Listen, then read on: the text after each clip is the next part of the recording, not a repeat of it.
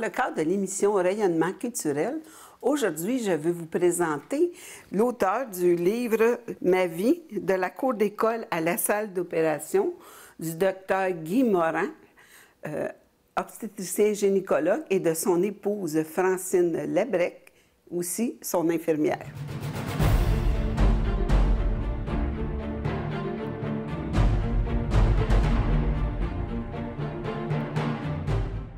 On débute avec Mme Francine Labrec-Morin, l'épouse du docteur Morin et aussi son infirmière attachée durant plusieurs années à son bureau de Joliette. Bonjour, Mme Labrec, ça va bien? Bonjour, ça va très bien, merci. Oui, ça me rappelle des beaux souvenirs de votre présence chez le médecin.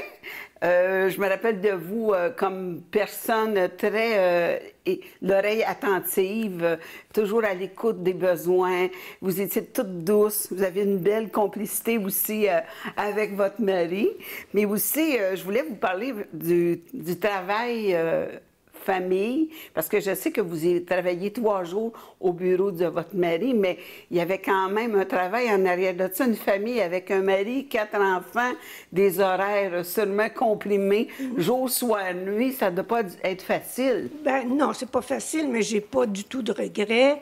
Ça a été une belle vie pour moi, là. J'avais le meilleur des deux mondes, étant donné que je travaillais pas 5 jours semaine, ou je travaille 2 ou 3 jours semaine. Alors, j'avais le meilleur des deux mondes. J'étais un petit peu à la maison aussi pour m'occuper des enfants, puis tout ça. Même si, à un moment donné, j'ai dit à Guy, là, ça marche plus, je les vois plus, les enfants, assez, ils reviennent de l'école, je suis pas là. J'avais une gardienne, naturellement, quelqu'un qui m'aidait à la maison. Mais je trouvais que je voyais pas suffisamment les enfants, puis je finissais tard de travailler, on finissait à peu près jamais avant 7 heures. Fait qu'à ce moment-là, déjà, le souper des enfants il était fait, il était pris. Les devoirs, les leçons, j'avais pas pu m'en occuper du tout.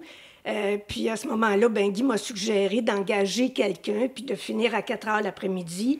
Ça a été super parce que ça m'a réconciliée avec mon travail.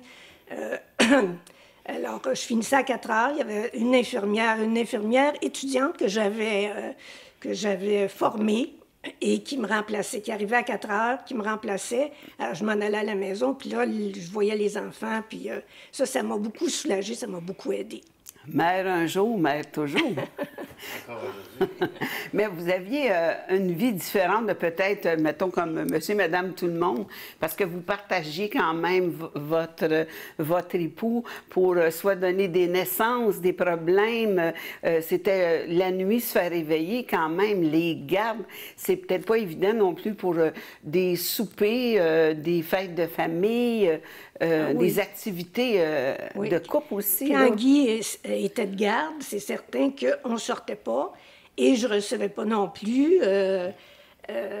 On restait à la maison bien sagement, puis quand le téléphone sonnait, ben, on espérait que ça ne soit pas pour Guy, mais c'était souvent pour lui, là, pour aller à la salle d'accouchement ou à l'urgence. Mais il y a quand même eu des bons moments parce que mettre des enfants au monde, oui, c'est quelque chose... Ben, Guy aimait beaucoup, beaucoup son métier. Il partait la nuit, des fois, à 3-4 heures du matin, mais il revenait en sifflant, puis en me disant c'était une belle petite fille, ça a bien été. Il me racontait ça en 2-3 minutes, puis on s'endormait. C'est peut-être plus facile à comprendre, cette vie-là, quand vous l'avez vécu quand même tellement d'années, puis vous avez une belle complicité à vous voir, même encore au fil des années. Oui. Il y avait des moments au bureau qui n'étaient pas tout le temps à mon goût. Et puis, ben, fallait que je considère à ce moment-là que je n'étais pas sa femme, qui était mon boss. Il fallait que je me plie à ce qu'il voulait. C'était lui, mon boss. Oui. Ces moments-là, mais ça n'a jamais généré de chicanes ou de grosses remises en question. Là. Ça s'est bien passé. Oui, mais la vie, elle est ce qu'elle est. Il n'y a jamais rien de parfait, mais il faut vivre avec. Hein? C'est ça. Mais en tout cas, vous avez su au fil des années bien vivre, puis ça faisait quand même un bout de quelques années que je ne vous avais pas vu. Fait que je suis contente d'avoir pu vous parler. Bien, merci. Bien, merci.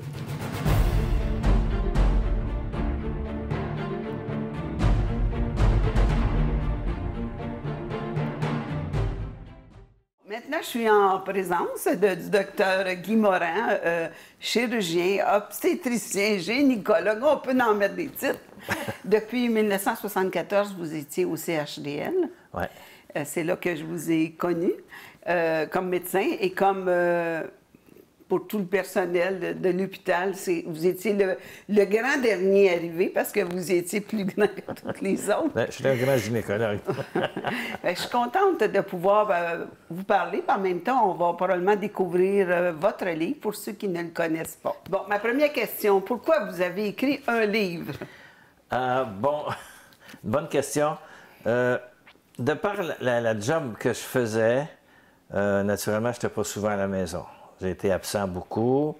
Déjà, l'obstétrique est très accaparante à cause des gardes, la nuit, les fins de semaine. Et en plus, étant un hyperactif de nature, j'ai participé à plusieurs organisations. Je me suis impliqué dans plusieurs mouvements, plusieurs activités. Bon, j'étais fait comme ça, dans le fond. Depuis ma tendre enfance, j'ai été impliqué dans un paquet de trucs. Je me suis toujours mis le nez un peu partout pour savoir comment ça fonctionnait, pour être capable de donner mon idée. Et puis, bref, avec tout ça, bon, j'étais pas à la maison.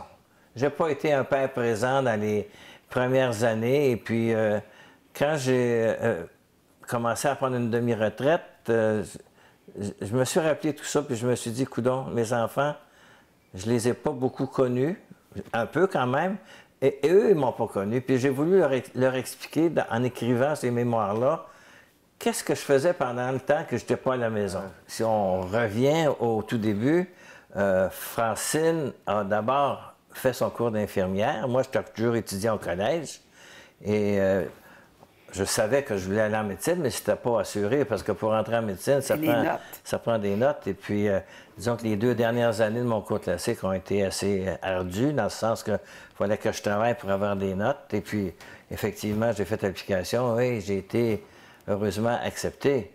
Mais c'est sûr qu'on avait un peu les mêmes affinités de servir l'autre, dans le fond. C'était un peu ça, dans le fond, la médecine. C'est une science, c'est sûr, mais c'est beaucoup plus une science humaine qu'une science à proprement dit scientifique, là. Alors, je pense que Francine et moi, on est 2 personnes foncièrement humaines versées vers l'autre, vers le service aux autres. Et on s'était rencontrés avant ça parce que je suis tombé en amour avec Francine, j'avais 15 ans. J'étais loin d'être un médecin.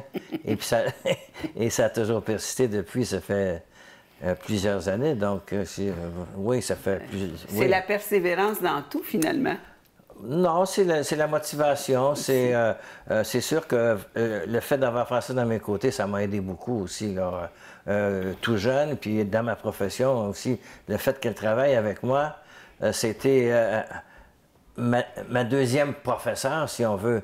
Parce qu'en médecine, on nous enseigne plein de trucs. On nous enseigne la science, on nous enseigne l'anatomie, la physiologie, etc. Par contre, il n'y a pas de cours qui nous donne la façon d'agir, d'interagir avec les gens qui sont devant nous. Alors, c'est sûr qu'il faut avoir une tendance particulière pour avoir cet élan vers l'autre, mais il n'y a personne qui nous enseigne ça.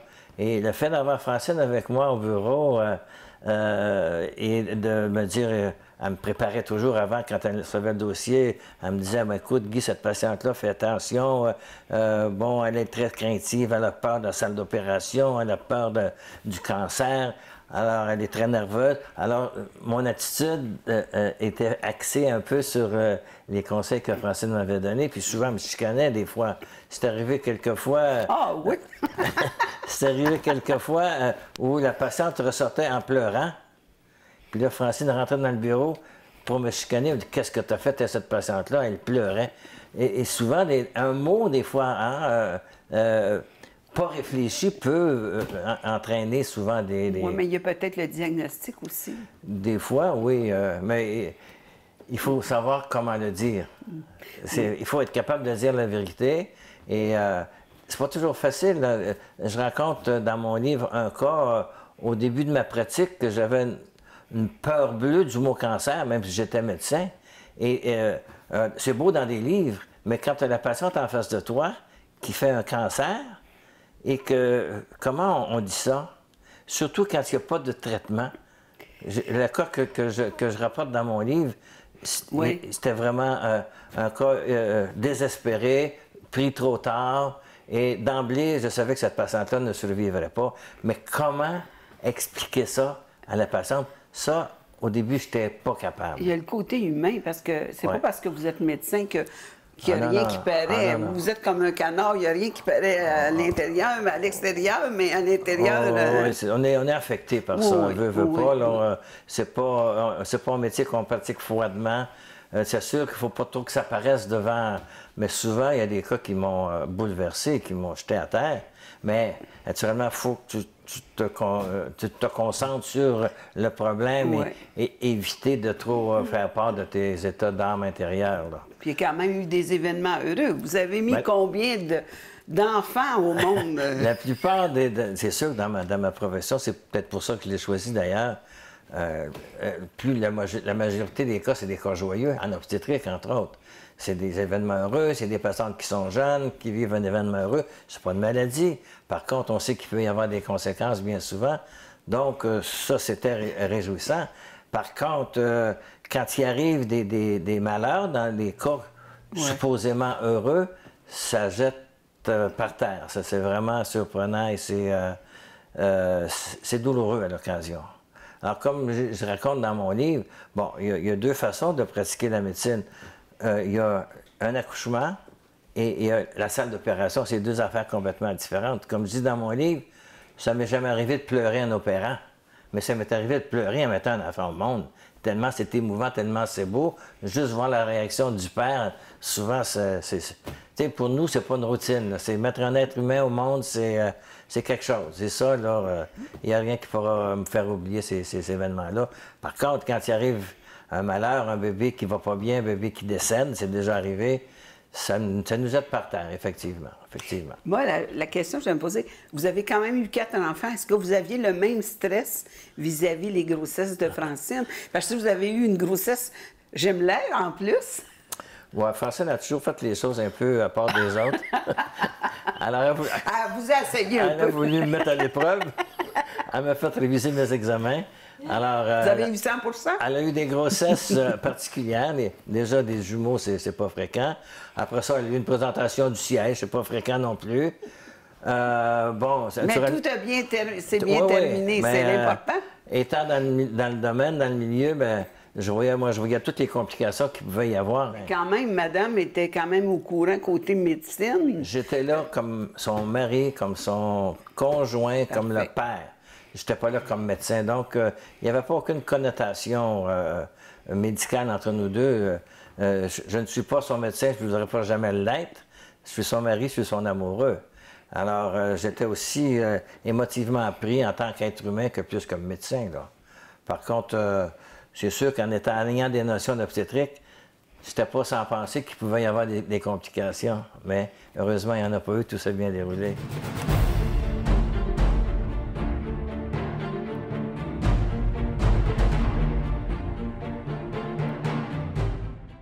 On retourne avec Dr Morin avec le livre et on va passer à la partie hôpital. Qu'est-ce que vous en pensez? J'ai passé ma vie, là. Ça vaudrait la peine, je pense. Oui, il y a beaucoup d'anecdotes. Oui, des cas que je rapporte, effectivement. Il y a un beau sens d'humour dans la façon dont vous décrivez. Vous étiez un docteur très impliqué et je trouve très attentif aux patientes. Mais c'était pas un rôle de composition, ça, le fait d'être docteur puis d'être impliqué. C'est moi. Les gens qui me voyaient à l'hôpital, qui me voyaient au bureau, ils pouvaient me rencontrer chez nous, au restaurant. C'est le même individu. Je n'ai pas changé. C'est pas parce que je mets mon habit de médecin que je change de personnalité. Guy Morin, c'est ça. Au bureau, à la maison, partout, c'est la même chose. Donc, à l'hôpital, OK, j'ai un peu le sens de l'humour, mais je l'ai dans la vie aussi. Alors, c'est pas parce que je suis médecin que je vais mettre mon chapeau de bonhomme sérieux. Je suis pas toujours sérieux dans la vie, puis je pense que d'être capable de rire de soi, c'est très sérieux.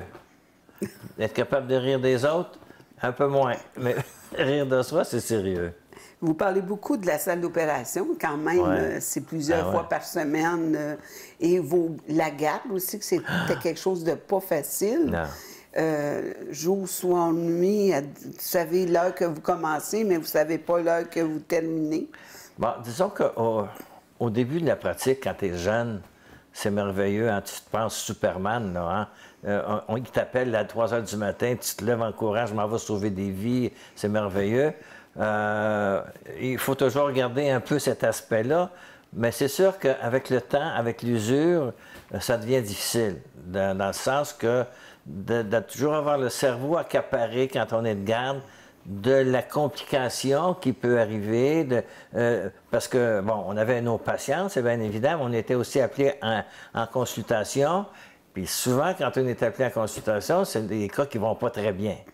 Alors, au début, c'est le fun, tu t'appelles, tu te sens utile, mais à la fin, c'est stressant, là.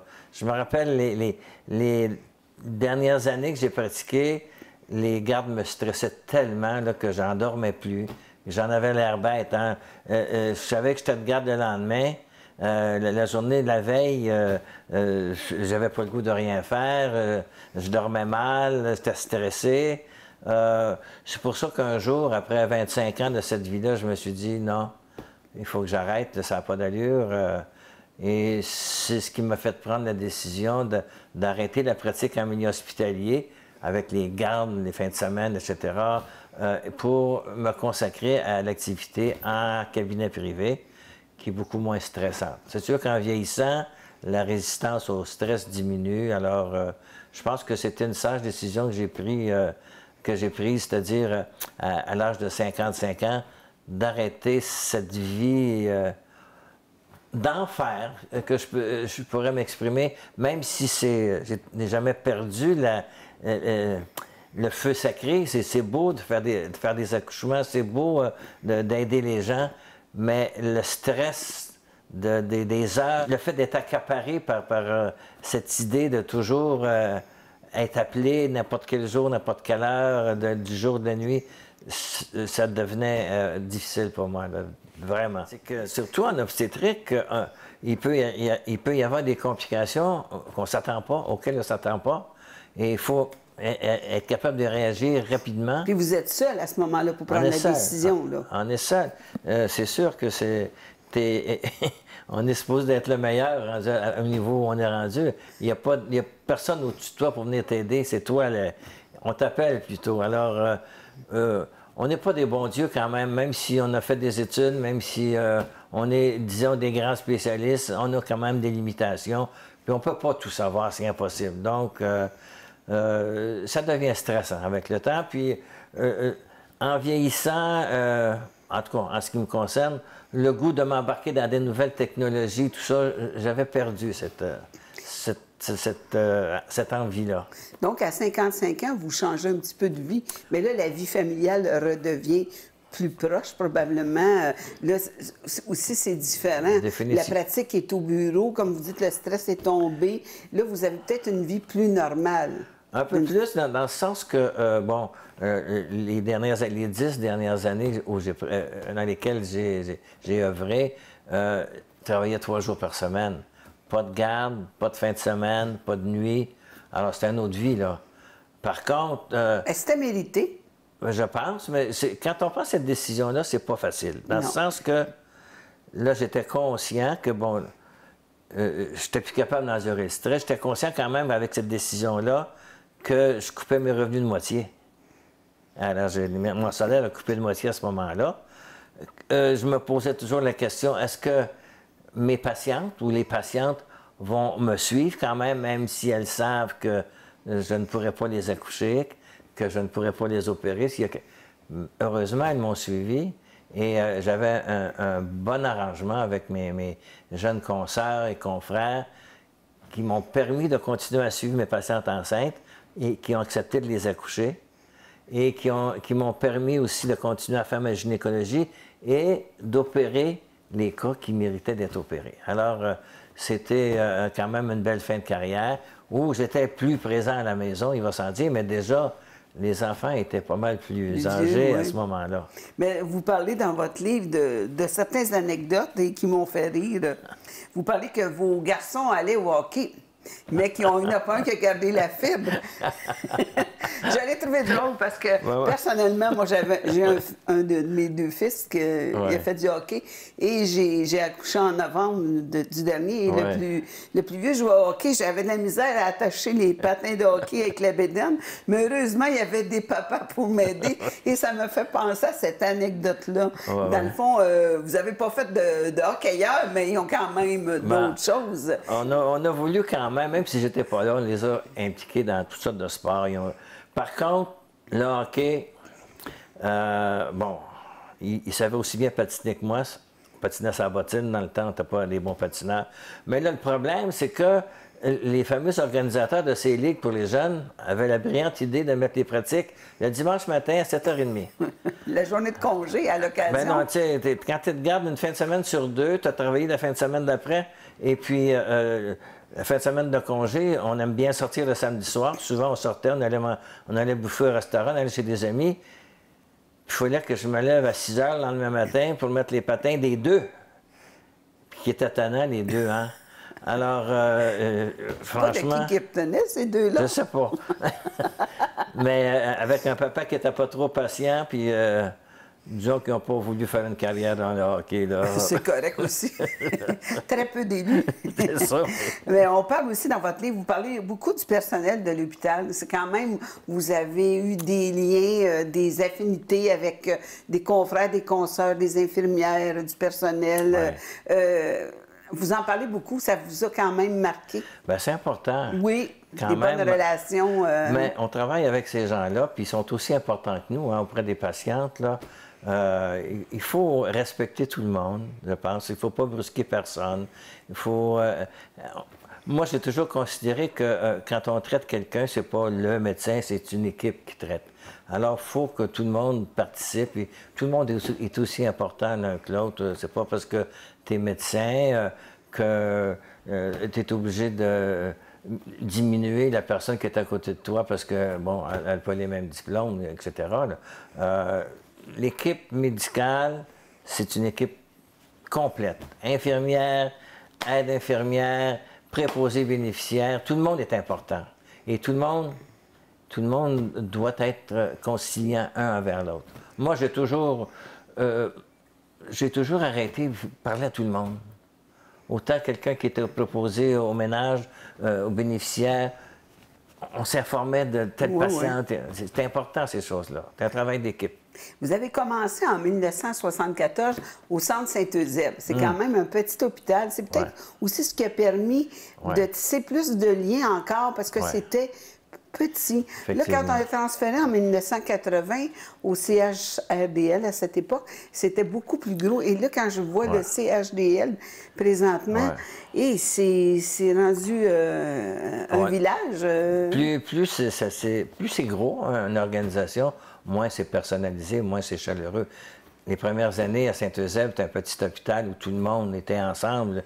Je me rappelle des fameuses journées au Salon des médecins où tout le monde venait, on jasait, puis je me rappelle de bons amis du temps, le docteur Kenville, entre autres, qui venait toujours à la salle d'opération, au salon, pour nous divertir un tout petit peu, nous conter ses aventures de ministre. C'était ça, hein, puis on parlait entre nous, un médecin nous référait une patiente, mais il était là à côté, puis on discutait du cas de la madame en question. Alors, maintenant, on va parler de la retraite. Ce fameux mot. Oui. La retraite, mon Dieu, quelle belle période de la vie. Ça fait maintenant 13 ans que je suis complètement retraité. Et le temps a passé tellement vite. Il y a tellement de choses à faire, à part la médecine. Je ne m'ennuie pas du tout de la médecine. J'ai des beaux souvenirs de ce que j'ai fait. Par contre, il y a tellement d'autres belles choses dans la vie.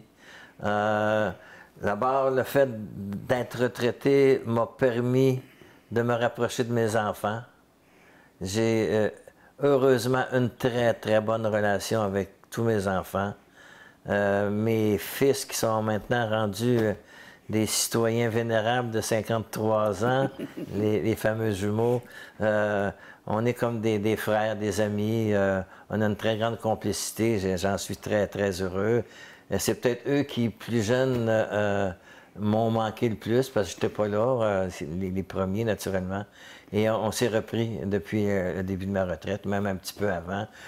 Naturellement, les deux plus jeunes qui vivent un petit peu plus loin à Montréal, c'est quand même pas loin, Montréal de Joliette.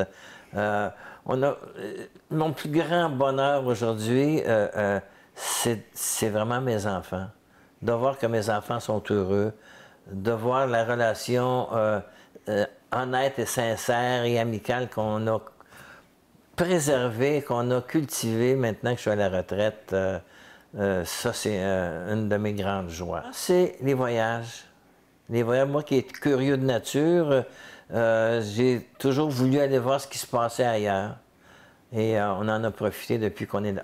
On a commencé un petit peu avant, il va sans dire, mais c'était des voyages plus furtifs, comme je pourrais dire, très courts, parce qu'on n'avait pas beaucoup de temps. Mais maintenant, à la retraite, on a le temps de passer du temps ailleurs. Ce qui m'a fait découvrir des personnes formidables, qui m'ont fait découvrir que partout dans le monde, il y a des bonnes personnes, qu'il y a des bonnes choses qui se passent un peu partout. Différentes, c'est le fun de se dépayser, mais c'est beau d'apprendre sur les autres personnes. Les voyages, c'est fantastique. Naturellement, ma vie culturelle est beaucoup plus présente. J'ai toujours aimé les arts, j'ai toujours aimé le théâtre, le cinéma, la musique, qui va sans dire, qui était une de mes grandes passions, qui l'est toujours d'ailleurs. J'écoute beaucoup de musique, j'assiste à des concerts, à des opéras, on était abonnés à l'opéra. Bon, bref, tout pour meubler une vie agréable. Et heureusement que Francine et moi, on a la santé pour pouvoir profiter de ces choses-là. Naturellement, si on n'a pas la santé, on a beau avoir de l'argent, n'importe quoi, mais on ne peut pas vivre nos passions. Et la retraite nous permet, Francine et moi, de vivre nos passions. La première passion, c'est la famille. Après ça, c'est toutes les autres belles choses de la vie. Alors, le livre, il est chez moi. Naturellement, je l'ai publié à compte d'auteur parce que, bon, je pense pas qu'un éditeur aurait intérêt. Ben, en tout cas, je ne sais pas. J'ai pas pris de chance, je l'ai fait moi-même. Et puis, c'est moi qui fais la publicité moi-même sur les réseaux sociaux. En communiquant avec moi, à l'adresse courriel qui sera indiquée au bas, peut-être. Oui. Ou à moins, vous aimeriez le dire, votre adresse courriel? Pour ceux qui seraient intéressés à obtenir, ils peuvent m'écrire à mémoiregui@gmail.com. Mémoire au pluriel, pas d'accent, il va sans dire. mémoiregui@gmail.com. Ça communique directement avec moi, puis là, je pourrais expliquer aux gens comment se les procurer.